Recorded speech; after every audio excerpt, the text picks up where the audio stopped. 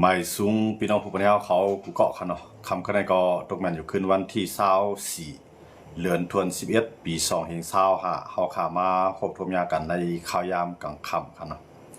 คำคะแนนก็เฮาขามาพบทมยากันเกี่ยวกับเรื่องข่าวเงานอกเมืองอีกหนึ่งย้อนว่าพี่น้องเขาก็ไล่ว่าสนใจข่าวเงานอกเมืองในเมืองว่านำเตะๆครับเนาะย้อนนั้นเสร็จแล้วข่าวก็นั่นคือพอมีพี่น้องคนในเมืองใต้เฮาซื้ออันเกียกสวงวาสนาข่าววันการเมืองนั้นพอดีไรผู้คิดดันเงาลายนอกเมืองเลยในเมืองไหนข่าวก็เดี๋ยวมาต่อไต่ใครในพี่น้องผู้ปนยังเฮาเขาค่ะเนาะคำขึ้นได้ก็เดี๋ยวลองตั้งตับซึก IDF อิสราเอลเลยตั้งภายจุมฮิตบุลออันอยู่ไว้ในเมืองลีบานอนขึ้นไล่เปลี่ยนปังตึกกันมากขึ้นค่ะเนาะที่แน่ๆเตี้ยมันตั้งลีบานอนเลยตั้งซุมฮิตปุล่อเลยตั้งตับซึกอิสราเอลเขาในเขาไล่ใจกึดตึกกันมาข่าวต่างหลายเรือนเยอะครับเนาะก้อยกาวันเมื่อในอิสราเอลซ้ำขึ้นเอาขีปนาวุธยื้อใส่ในเมืองของเลบานอนอันเปลี่ยนปืนตีกุ้มกำฮิตปุล่อครับเนาะที่ในก็เฮ็ดให้ซุมฮิตปุล่อเขาไล่ลูกไกวก็อันเปลี่ยนผู้นำสั่งการซึกก่อนหนึ่งครับเนาะยาก็จะมีปลากวนเมืองไล่ลู่ตายมาเจ็บกว่าจอมหาเกาะครับเนาะที่ในก็เฮ็ดให้เป็นรองเคียงแข่งกันมากขึ้นในวงการสองจึงเมืองครับเนาะก็ในอิสราเอลได้ก็มันก็เอาลองตั้งลองว่าฮิตบุโรนั่นขึ้นไล่จู่เอ็นเฮียงขึ้นหนังคือเดจังขึ้นลุกขึ้นต่อสู้ต่ออิสราเอลวันต่างหน้านั่นขนาดเนาะก็ได้อันเป็นจอมพ่องลงเป็นจะมีเนทันยาฮูก็ได้ปืนเผาไว้ว่าตื่นเตอำให้ฮิตโปโลในขึ้นไล่จู่ตุ่มกันเสียได้มีเฮียงมากขึ้นไล่ง่ายๆจริงมากก็เดให้ฮิตโปโลในวางกองกลางปันลงปองซึ่งเลบานอนเนาะลงปองซึ่งฮิตโปโลในมันเป็นกวนในเมืองเลบานอนครับเนาะเมืองเลบานอนในก็เขาก็ตึกกันมาตั้งเมืองตั้งในก็จะเป็นตั้งลงมองซึ่งเลบานอนเลยตั้งจุ่มฮิตโปโลในเขาก็ตึกกันก็กล่าวไว้หลังมาในเป็นตับซึกอิสราเอลเลยฮิตโปโลในเลยตึกกันย้อนเบอร์สังหลาในย้อนเปอร์ฮิตโปโลนั้นมาจอยหามาดอันอยู่ที่ในเมืองปาเลสไตน์นั่นครับเนาะนับตั้งแต่นั้นมาก็เย็นเปลี่ยนปังตึกกันใหญ่หลวงกำในอิสราเอลก็ขึ้นตุ่มตอบขึ้นต่อฮิตโปโลเขาย่างเสร็จเลยเฮ็ดให้ฮิตโปโลเขาก็ซุ่มการซึกกว่าตั้งนำตั้งหลายซุ่มซึกกว่าเนาะซุ่มผู้นำของกว่าตั้งนำตั้งหลายกำไรก็ขึ้นถึงคักตอนขึ้นไหลอุบกันขึ้นเนาะอันนั้นก็อุบกันมากข้าวตั้งอะไรขึ้นตึกกันมากข้าวตั้งหลายเรือนครับเนาะก็กาวันเมื่อไหร่ขึ้น10เปลี่ยนปังตึกกันมากขึ้นเรียบเตียนเปลี่ยนปังตึกใหญ่ลงกว่าแทงกำหนึ่งครับเนาะกำไรสังเกตว่าลงปองซึ่งเลบานอนในอำเฮ็ดไทยจุ่มฮิตโปโลเขาว่างเครื่องกองกลางอะไรก็อิสราเอลในก็เดียวปุ่นพรเสเลยเฮ็ดไทยฮิตโปโลเขาว่างกองกลางขึ้นไฮไลท์นะครับเนาะอันนี้ก็สร้างเยี่ยนเปลี่ยนปังตึกดุกลามใหญ่กว้างมาเทียงกำหนึ่งครับเนาะอันนี้ก็จะเป็นตั้งตับซึกอิสราเอลเลยตั้งฮิตโปโลนะครับเนาะอันนี้ก็เฮาได้เลยสิด้วยทางว่าวายเสผู้นำฮิตโปโลเขาไล่ซุ่มกับแทงก้อนนึงยาวมีกวนเมืองหมัดเจ็บลูตาจอมแทงหาก้อเนี่ยภายดังลุงบองซึ่งเลบานอนเขาได้ก็ตกย้อนให้จัดจึงลุงผ้าเขาเนาะหลายๆเมืองเตียนมาปักเซาไว้อยู่ในเมืองเลบานอนนั้นให้เขามาเกขายปัญหาในวงกลางฮิตโปโลเลยตั้งอิสราเอลในขณะนั้นก็จะเป็นลุงปองจึงในตกย้อนกันเนาะเต็มๆมาในลุงปองจึงฮิตโปโลเลยลุงปองจึงเลบานอนเลยตั้งจุ่มฮิตโปโลเขาในเขาเมียนกันครับก็เมียนกันในเซต้าก็เขาชอบเป็นก้นในเมืองเหลียวนั่นขนาดเนาะก็เลยจอยแถมกันการจอยแถมที่ฮิตโปโลที่ลงปองซึ่งเลบานอนจอยแถมฮิตโปโลได้ก็เต็มใจตั้งการซึกกันเนาะเปลี่ยนตั้งการที่ได้ห้องเอาต่างเมืองในเข้ามาจิ้มจ้อมในการซึกเพราะกำในให้มีไผ่เข้ามาเฮหามนั่นขนาดเนาะที่เฮ็ดให้ต่างเมืองในมันเจอหลังหมดเลยนะมันมีซึกจัดจึงลุงผ้าเขาอยู่ว่าอยู่ยาวขากันเนาะตีดังในเมืองเลบานอนในขนาดหนังคือมันเตรียมอะไรเกิดเป็นปังตึกในก็อิสราเอลก็ถ่อมกันเนาะจริงๆในอิสราเอลสำหรับว่ามือเหลือนั้นมันเป็นมือพองข้ายามอันอิสราเอลตึกมีลองกึดตึกกันตั้งหามาดอยู่ในเลบานอนซ้ำจู่แห้งซึกเลบานอนใจขนาดเป็นจุ่มฮิตโปโลซ้ำจู่แห้งซึกขึ้นมาจากไหนเพราะว่าลงบอลซึ่งเลบานอนในมีนำกัดเปียงปอแต่ที่เฮ็ดให้จุ่มฮิตโปโลเขาว่างกองกลางก็บอกว่าอิสราเอลในก็ได้เข้ากับปดกองกลางปันเนี่ยอันนี้ก็พอมาด้วยในเลยว่าจุ่มฮิตโปโลเขาก็เป็นจุ่มแห้งใหญ่จุ่มหนึ่งครับเนาะแต่ที่เฮ็ดให้อิสราเอลกับปดนั่นก็ มันก็ติไลตึกยื้อใส่ให้เมืองเลบานอนในยกย่อยไกวน้ำเหมือนเส้นหนังหามาดเนาะเหมือนเส้นหนังหามาดในที่อยู่ในเมืองปาเลสไตน์กันนะอันนั้นก็จะเป็นเงาลายอันที่เป็นการซึกเคียงแข่งกันกว่ากันเนาะอันนั้นได้เขาได้ไล่สิบด้วยทางไหว้หลังอิสราเอลเขายื้อใส่ผู้นำฮิตบุลล์เขาอย่างนั้นฮิตบุลล์เขาติดตบแต้มซื่อในเขาเนาะในจุ่มฮิตบุลล์เขาได้เขาลาดว่าเขามีเฮียงซึกอยู่หมอกเซียนปลายครับเนาะที่เฮียงซึกเขาได้มีอยู่หมอกเซียนปลายกำในเครื่องเทคโนโลยีเครื่องหลักหนักขีปนาวุธเขาในก็ได้มีนับเป็นแสนทุกมันเหมือนกันครับเนาะในก็สังเกตว่าฮิตบุลล์เขาในย่อมที่อิสราเอลกับข้าเป็นผู้นำเขาในบางเผ่าก็ฮิตบุลล์เขาในได้ขึ้นตอบแต้มขึ้นในก็อิสราเอลในก็ติดใจเครื่องบินในขึ้นตึกยื้อใส่ทางกำหนึ่งก็เปลี่ยนกว่าไรสูงเด็ดๆนะครับเนาะอันนี้ก็เข้าข่าเอาลองคืบหน้าลองปางตึกจุ่มลงปองซึ่งอิสราเอลเลยดังจุ่มฮิตบุลล์อันอยู่ในเรื่องอยู่ในเมืองเลบานอนครับเนาะอันนี้ก็เข้าข่ามาต่อไต่กันในพี่น้องผู้ปกครองเขานั่นคือตีคู่คือด้านว่าเงาลายเมืองไหลมีการตึกปางตึกการซึกกันอยู่ในครับเนาะอันนี้ก็เข้าข่ามาฝากกันพี่น้องผู้ปกครองเขาอะไรถ่อมอะไรยินกันครับเนาะกำไรเข้าข่าขึ้นมาด้วยทางอันเป็นอ้วยดีของฮิตบุลล์ครับเนาะกำไรเป็นหามาดครับเตมันในจุ่มหามาดในตั้งตับซึกอิสราเอลเขาในปืนเผากึดตึกกันยาวกำนึงครับเนาะเมื่อวันที่10เดือนปี2025ในครับเนาะเมื่อวันที่10ปวดมาในครับเนาะเขาปืนเผากึดตึกกันเนาะยาวก็ส่งตัวยื้อทั้งสองฝ่ายครับเนาะเหมือนเส้นหนังจุกกวนเมืองอันจุ่มหามาดเขามาเงียบกันในเมืองอิสราเอลนั่นก็หามาดเขาก็ปล่อยมันขึ้นกำในอันเปลี่ยนจุ่มของหามาดเขาอันอิสราเอลเขาเงียบออกมาตกขอบไว้ในเมืองอิสราเอลนั่นก็อิสราเอลก็ขึ้นปล่อยมันขึ้นบอกว่าปล่อยตัวยื้อทั้งสองฝ่ายครับเนาะยาวก็ก้นตกขอบซินะกำในให้นั่นก็กึดตึกกับกำในอิสราเอลนั้นมันยืนความขาดไว้ว่าหลวงให้หามาดในว่างกองกลางกำในหามาดในสมว่าตาในว่างกองกลางนั้นมันเปลี่ยนไรกำในพวกว่างกองกลางในตีอันว่าฝรั่งเศสว่าได้เป็นเยอรมันว่าได้เป็นอังกฤษในเขา3เมืองตีเขา5ห้องเมืองปาเลสไตน์แต่ได้เป็นเมืองก้อนขอนั่นเขาซ้ำมีคอเรียกลายไว้ว่าหามาดตีในว่างกองกลางย่อก็เตรียมไรมายุ่งเกี่ยวการเมืองภายหนึ่งเป็นจุ่มหามาดในขณะเป็นฝรั่งเศสก็สมว่าจังนั้นไว้อังกฤษก็ว่าจังนั้นไว้เยอรมันก็สมว่าจังนั้นไว้โหบารังออสเตรเลียจังนั้นครับเนาะเขาจะได้มาเข้ามาขับห้องบ้านเมืองปาเลสไตน์นะครับเนาะที่แน่ๆถามว่าอิสราเอลย่อมภาพที่เขาขับห้องบ้านนั่นเนี่ยอิสราเอลก็ย่อมภาพของเขาค่ะอันอิสราเอลย่อมภาพในมันย่อมภาพที่อันโดนัลด์ทรัมป์เฮ็ดขึ้นมาเนาะประธานาธิบดีโดนัลด์ทรัมป์ผู้นำเมืองอเมริกันเฮ็ดขึ้นมาในข้อตกลงกันนั้นกันเนาะในข้อตกลง20ข้ออย่างนั้นเนาะที่นั้นอันเป็นอเมริกันในที่อ่อนหูน้ำหนาเสเลขึ้นมาตั้งบันลงปองซึ่งโจเขาอันจะก้อยการเตรียมได้เกี่ยวข้องภายการเมืองภายหนึ่งในเมืองปาเลสไตน์อเมริกันเขาในที่อ่อนหูอ่อนกันมันอ่อนเงามันเสเลมาตั้งบันลงปองซึ่งนั่นก็เป็นลูกก็ที่กวนมีนำกัดตั้งเขียนพิญญาตั้งหลายอยากก็เข้ามาโฮมกันปกป้องไว้โจเข้ากันก้อยการในนั่นตีเลยเตรียมเลยมีอันศูนย์เกี่ยวข้องจุ่มหามาดอยากก็จุ่มหามาดเตรียมเลยอยู่ภายหลังจุ่มเลยจุ่มหนึ่งตีขึ้นมาเป็นลงบองจึงโจเข้านะครับนะกำในเพื่อจะนั้นเนี่ยตีจังเอาซึกตีมีตั้งตาวันออกกลางในตาวันออกกลางตีมีอยู่7เมืองครับเนาะใน7เมืองนั้นตีป้าตั้งกาตาร์เขาอียิปต์เขาจอร์แดนเขายาก็ป้าตั้งซาอุดิอาระเบียครับเนาะเขาจะในโฮมป้าตั้งในยุโรปบางส่วนครับเนาะเหมือนเช่นเมืองตุรกีเขาจะในก็ตีส่งตีเขาได้เฮ็ดตับซึกในเขา7เมืองในตีส่งตับซึกเขามากุมทิ้งไว้นั่นคืออิสราเอลและตั้งหามาดนั้นก็ต่างจุ้มเตรียมจังขึ้นตึกกันที่เขาก็ได้ส่งซึกเขาเข้ามาที่ในตา7เมืองในครับนะ7เมืองตั้งตะวันออกกลางเป็นเมืองมุสลิมนั่นเนาะเมืองมุสลิม7เมืองก็ในเหมือนเจ้าหนังยุโรปเขาก็ตกลงรายใจกันนะเหมือนเจ้าหนังนัดเหมือนเจ้าหนังจัดจุงนุภาเขาก็ครับว่าเนาะจัดจุงนุภาเขาหลายเมืองก็ตกลงรายใจกันว่าอันประธานาธิบดีโดนัลด์ทรัมป์ต่างยินยอมขึ้นมานั่นตั้งตะวันออกกลางก็หันดีอ่ะตั้งยุโรปเขาก็หันดีอ่ะก็ในเหมือนเจ้าหนังจัดจึงลุงผ้าเนาะในจัดจึงลุงผ้าในจัดจึงลุงผ้าในก็หันลีเป็นชุนใหญ่ครับเนาะอันชันขั้นมีสีเมืองครับเนาะว่าได้ส่งแห่งซึกจัดจึงลุงผ้าในเข้ามาหักษาไว้ลองมันกึ้มเนาะของว่าเพื่อนไทยของว่าสันติภาพครับเนาะได้หักษาไว้ลองมันกึ้มลองง้ำเย็นไว้จังว่าได้ส่งซึกจัดจึงลุงผ้าก็ได้ส่งเข้ามาแล้วก็ซึกอันเป็นใน7เมือง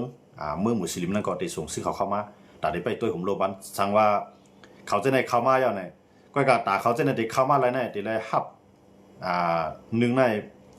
ปาเลสไตน์เขาเด็กเลยฮับห้องบริเวณในอันเป็นโลบองซึ่งปาเลสไตน์ได้ฮับห้องอยู่ครับย่อมฮับย่อก็กาหามาเขาซ้ำว่า ปอติให้อย่าไปให้มีจุ่มหามาดนั่นแหละหามาดยอมรับไหลย้อนเบื่อหามาดในมันลาดว่ามันยอมรับไหลดังๆดีหลายๆเมืองในใจหามาดในบ้างกองกลางหามาดในกองยอมบ้างค่ะเนาะพวกยอมบ้างก็เปลี่ยนเส้นตั้งอันตีอิสราเอลในมันตีนข่าวลองตั้งตีหามาดเขาปืนบางตึกต่อเขาแล้วก็เอายังซึกเขาเนาะมื้อในตรงว่าอันอิสราเอลเขาในเขาได้ขีดไว้เส้นเหลืองเนาะเส้นสีเหลืองนั่นแปลว่าเป็นเส้นที่อันเปลี่ยนในเมืองของปาเลสไตน์อยู่เปลี่ยนในพื้นที่หามาดนะครับเนาะก้อยกามันเป็นพื้นที่ที่เตรียมเลยกึดเตรียมเลยตึกกันสังเกตว่าจุ่มหามาดเขาลุกลามเข้ามาก็บอกว่าอิสราเอลยื้อไล่กำลังอิสราเอลเนี่ยเตรียมไล่ออกนอกเส้นสีเหลืองไล่ออกกว่ากับยื้อหามาดเขาเนี่ยอันนี้เป็นข้อตกลงกันไว้กันเนาะกำลังหามอิสราเอลเขาเนี่ยซ้ำว่าหามาดในใจว่าเขามีนำใจตีใครบ้างกองกลางจึงมาก็เขาตื่นเต้นใจแห้งซึกกี่ขายปัญหายอดมันจะนั่นแหละอิสราเอลในกองมือเรือในซ้ำขึ้นเอาแห้งซึกในขึ้นเข้าขึ้นเนาะลูกก็ตีขีดเส้นเหลืองนั่นป้วนเส้นเหลืองเข้ากว่าเนาะตาเตก็ขึ้นตึกเปียหามาทางกำหนึ่งครับเนาะเพราะว่ามือเรือในมันจะเป็นฮิตบุลก็อิสราเอลในเดียวแห้งซึกเข้ามังกำในหามาในก็มันก็ตีเข้ามังตีมังพร้อมกันครับเนาะบอกว่าปังตึกตั้งตาวันออกกลางนั่นก็ตีไปยาวครับเนาะตีขึ้นมากขึ้นย้อนเบื่อในศึกษาจึงลุมผ้าก็ว่าตีเข้าไว้มันไปเข้าครับเนาะย้อนเบื่อในตีว่ามันไปเข้ามาในก็หามาไปย่อมว่างกองกลางนะพวกหามาว่างกองกลางได้บอกว่าเมืองปาเลสไตน์นั้นเป็นเมืองกัดเย็นเป็นเมืองก้อนขอกะยาก็ดีมีศึกษาจึงลุมผ้าในเข้ามาที่ห้ามหนังอิสราเอลในเตรียมเข้ากับลูกล่ามไรนั่นครับเนาะก็ในเพราะว่าหามาในบ้างกองกลางอิสราเอลในมันมีข้ออ้างมีก็มีรองตั้งทีเดียวรองตั้งอันว่าหามาเขาในมายี่ใส่เขาก็ได้ทอนหักทอนหัวหามาย่าก็อันเป็นอุโมงค์ใต้ลิ้นจะได้ก็อิสราเอลในไปไล่ย่าลูกเดียวเสี่ยงย่าเพราะฉะนั้นอิสราเอลก็เดียวแทงซึกในเขาแทงกำ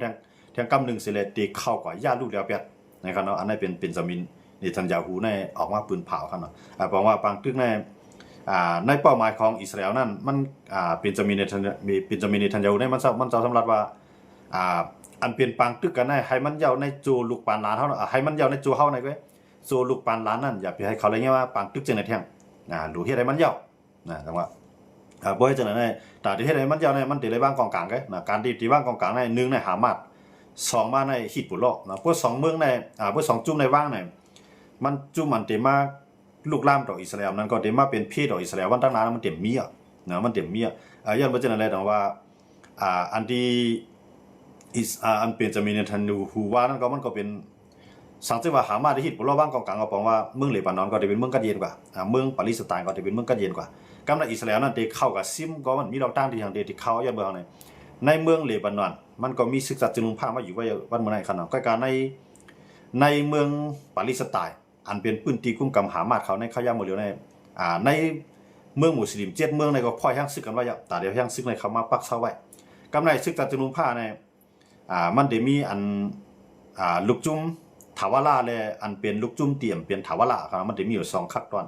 ลูกจุ่มถาวรามันอันเป็นเขาว่าสมาชิกถาวรในเมืองคำไทยครับเนาะลูกจุ่มถาวรานั่นได้มันได้มีอยู่อเมริกันอังกฤษฝรั่งเศสรัสเซียที่ในมือในเขาจัดจึงลุมผ้าหาเมืองในอันเขาเป็นปีใหญ่บนในเขาหันเลี้ยนะแต่เดี๋ยวซึกจัดจึงลุมผ้าเขามาจ่อยทิ้งบันหนังคือเตรียมเกิดเป็นบักตึกขนาดเนาะก็ได้มันเจ้าหนังในชาวเมืองเนาะในชาวเมืองเนี่ยมันจือถาวระนำใจลูกจุ่มมันนำใจลูกจุ่มถาวรนำใจลูกจุ่มถาวระก็การในชาวเมืองเนี่ยก็หันเลี้ยนะตอนตาเตส่งซึกเขามาข่มรวมเขามาซึกรักษาสันติภาพนะครับเนาะรักษาลองกัดเย็นลองมันกึ้มทีนี้ก็จะว่าหามาซ้ำย่อมว่างกองกลางเนาะหามาเนี่ยย่อมว่างกองกลางในอิสราเอลในก็ขึ้นในกำหนึ่งว่าเสียไรกึดตึกกันมาเมื่อวันที่10เดือนปี2025ย้อนนั่นในอิสราเอลในเข้ากับตึกในเมืองปาเลสไตน์ในเที่ยไทยกวนในเมืองปาเลสไตน์ในตายกว่าทาง3ปากไป10ก้อยกันเนาะนับตั้งเดือนที่ป่วนมาครับเนาะเดือนที่ป่วนมาวันที่10นับต่อมาถึงวันมื้อในกวนในเมืองปาเลสไตน์เขาตายกว่า3ปากไป10ก้อยกันเนาะนั่นก็เป็นเงาลายดีว่า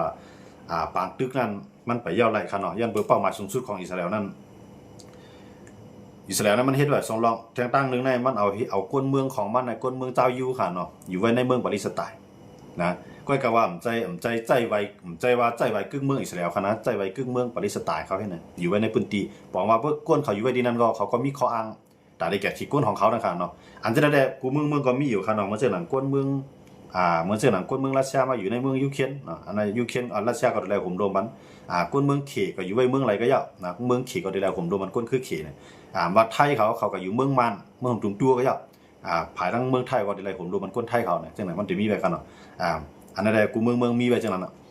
นกำลังอิสราเอลเนี่ยแนวตั้งป้ายบนหอยอิสราเอลเนี่ยให้มันอยู่พร้อมกันตั้งคนเมืองปาเลสไตน์และเจ้ายูนะให้อยู่จ้อมกันไรก็กว่าสังเกตว่าปาเลสไตน์เตมาปีกินยูกับไรยูเดียวกับปีกินปาเลสไตน์กับไรก็ว่าให้อยู่ในเมืองลูกเดียวกันอิสราเอลได้มันวางแผนไว้จังไหนเพราะเอาก้นมันอื่นนั่นขนาดนอกก้นมันอื่นเขาก็เฮ็ดไหนอิสราเอลเฮ็ดให้เป้าหมายสูงสุดของอิสราเอลนั่นก็ไปย่อมถอยล่าขนาดเป้าหมายสูงสุดนั้นหนึ่งที่เลยบ้างกองกลางก็ว่าจะเป็นชีดบุญรอใน2จุ่มในไผบ้างตั้งก็ยาวขนาดสังเกตว่าหามาดว่างตั้งก็บอกว่าหามาดก็ได้เลยกัดเย็นอิสราเอลก็ได้เลยถอยหลังขึ้นย้อนเบอร์มันได้มีศึกษาจุนุภาเข้ามาเตียนตีอยู่หามาดเปียเตียนศึกษาจุนุภาได้มันจะว่าได้มาอยู่ภายในภายนึงค่ะนะมันมาอยู่ในกึ่งกลางมันนี่แหละหนังคือเตรียมเกิดเป็นบักตึกไรหนังคืออิสราเอลเตรียมจังเข้ากับลูกหลานไปเที่ยงงานเนาะหลายๆเมืองก็ได้มีค่ะเนาะมันจังหนังตั้งแอฟริกาจังได๋ก็ว่าเขาตึกกันยื้อกันในมันได้มีศึกษาจุนุภาเข้ากับไปห้ามไปตุ้ยไว้นั่นคือมันเต็มมีค่ะเนาะว่าเมืองไหลลงปองจึงมันแก่นแข็งเจ้าก็มีต่างเมืองลูกหลานเข้ามามันได้มีศึกษาจุนุภานั้นเข้ากับไปจ้อมครับนะมันจังว่าพวกเขามีข้อตกลงขึ้นตึกกันนั่นมันได้เลยมีคนไปตุ้ยว่าไผผิดไผถูกสังเกตว่าภายในภายนึงผิดมาศึกษาจุนุภานั้นก็จังเอาตั้งผิดศึกตีอันลูกหลานนั่นค่ะเนาะอันป่วนเปลี่ยนมันได้เป็นจังได๋ครับเนาะอันนั้นก็ได้เป็นดีว่าในเมืองปาเลสไตน์ก็ขึ้นตีลูกเปลี่ยนไพ่มาทางกำนึงในเมืองลีบานอนก็ตีขึ้นเปลี่ยนปักตึกใหญ่สังเกตว่า2จุ้มเนาะฮิตโบล่อเลยหามาทำว่างกองกลางนะครับเนาะอันนั้นที่เป็นตั้งตาวันออกกลางเกี่ยวกับเรื่องเงาลายการซึกปากตึกอันที่เกิดขึ้นอยู่นะครับเนาะแล้วก่อนเกิดขึ้นมาก็เตรียมมาในจุ้มหามาเขาได้ตั้งอิสราเอลในเขาตึกกันมา2 ปีปลายครับนะ2 ปีปลายในเมืองเขาในไรบากไกวกับ80 ปุ่นเนาะแต่ว่า20 ปุ่นเนี่ยเตือนตึกขึ้นดีบอกว่า80 ปุ่นเนี่ยเปลี่ยนเมืองยอกย่อยไกวกับน้ำไปเที่ยวเนาะแล้วก็ว่าให้จังไรเลยใ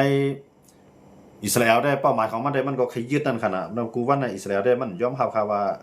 จัดจึงดูผ้าเขาหลายๆเมืองเต็มมักมันเมืองปาเลสไตน์เป็นเมืองก้อนคออิสราเอลได้มันยอมรับดีไหนก็การมันยอมรับเสียตาก็อันจุกอยู่ภายมันในมันมีภายของว่าได้เป็นฝรั่งเศสมาได้เป็นอังกฤษเยอรมันออสเตรียเมืองใหญ่เมืองหลวงทั้งหลายเช่นนั้นวันกันขับห้องบันเมืองปาเลสไตน์หมดขนาดเนาะคืออเมริกันได้พวกหลายเมืองก็เตรียมขับห้องค่ะเนาะ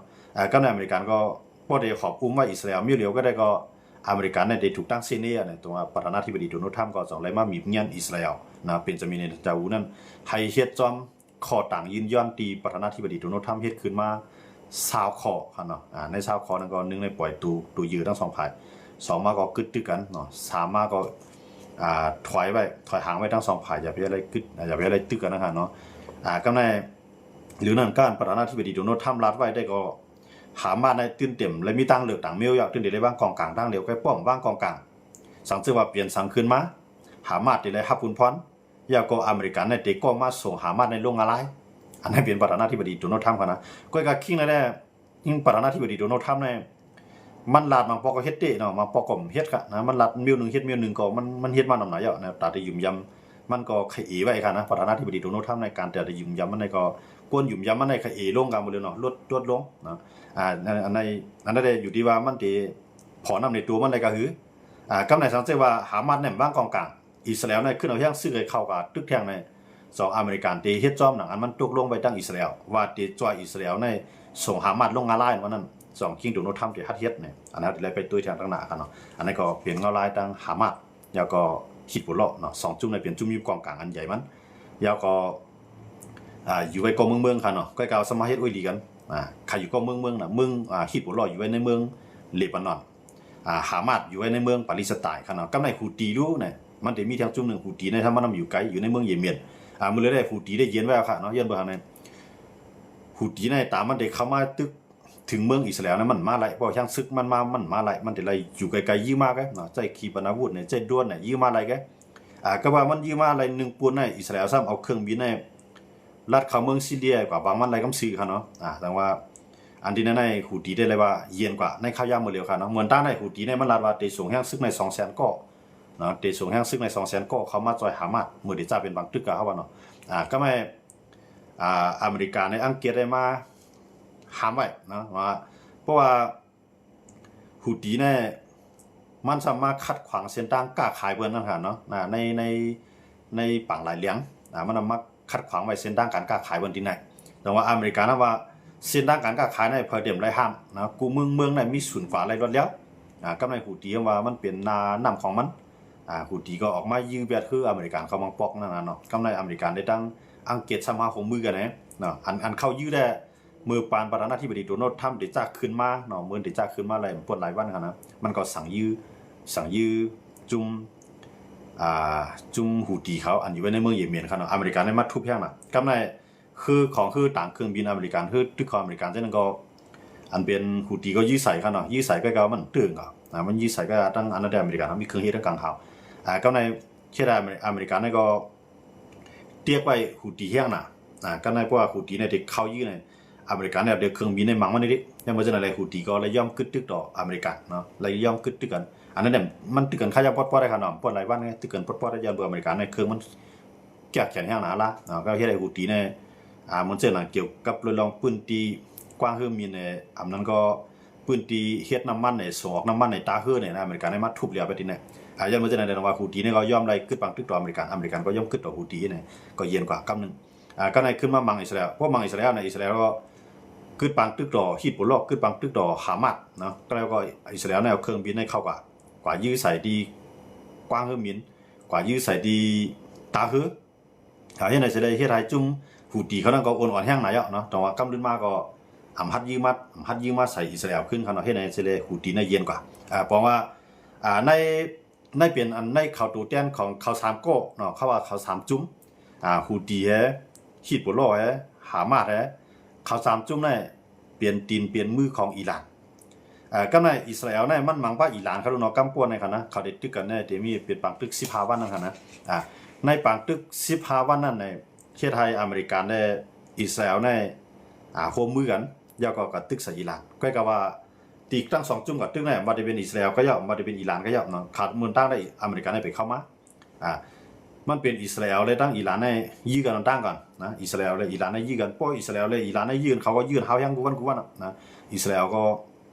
ใช้เครื่องบินใน2ปากปลายครับเนาะลํมันคั่นนะเอา2ปากเครื่องบินใน2ปากเข้ากับมังถึงในเมืองอิหร่านเมืองคั่นนะก็กะอิหร่านได้จังว่ามังถึงในเมืองอิสราเอลนะก็กะมันเป็นปางตึกตั้งกลางหาวก็เนาะตั้งขีปนาวุธตั้งเครื่องบินเป็นส่วนใหญ่จังใจแห่งซึกจอมดินนะครับเนาะสังเกตว่าใจแห่งซึกจอมดินเนี่ยมันได้เย็นเป็นปางตึกลุงภาพประกำ3กว่ายังเบื่ออเมริกันเขามันเจอหนังรัสเซียเขาขี่เขาจังเขามาจ่อยอันเป็นอุ้ยดีอเมริกันจังมาจ่อยอุ้ยดีอเมริกันจ่อยอุ้ยดีอิหร่านจังเขามาจ่อยมันได้เย็นเป็นปางตึกลุงภาพประกำ3กำไรภายแล้วก็ไปฮันดีต่อเดให้มันเกิดขึ้นปางตึกลุงภาพประกำ3มันได้มีลองดูใหญ่ซุ่มลงแห่งอาลาเนี่ยแต่ว่า